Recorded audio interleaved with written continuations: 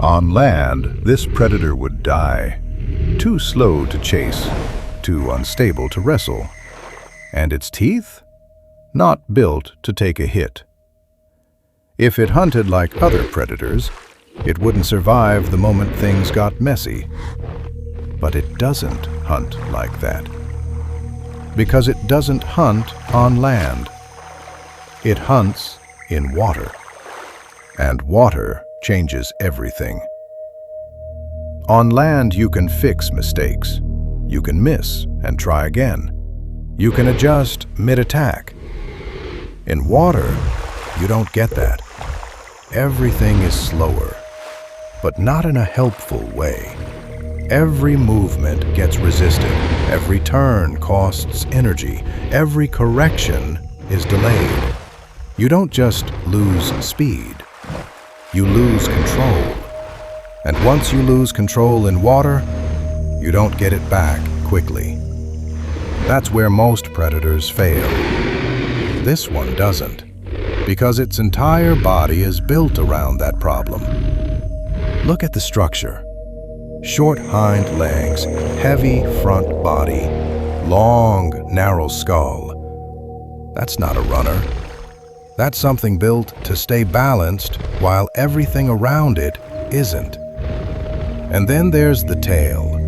Long, flattened, flexible.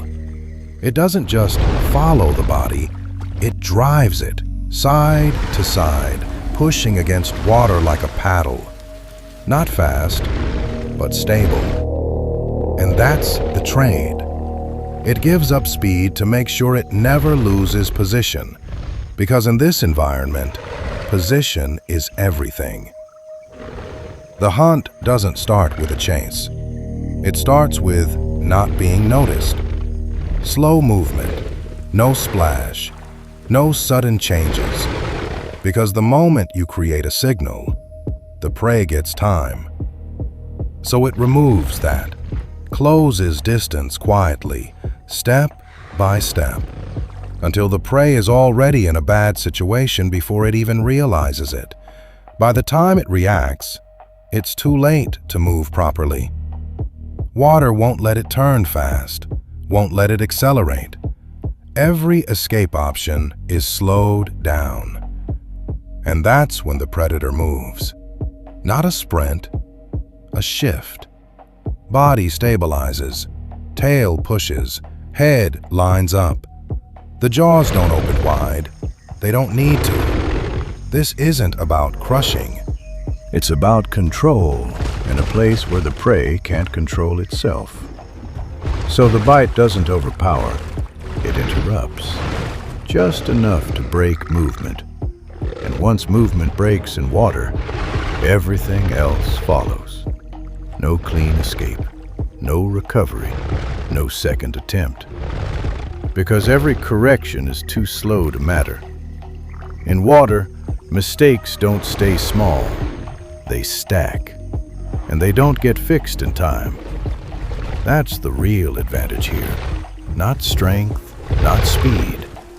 The fact that in this environment, failure compounds. So this predator doesn't try to win a fight. It sets up a situation where the fight never really happens. It removes speed, removes options, removes timing, until there's only one way things can go.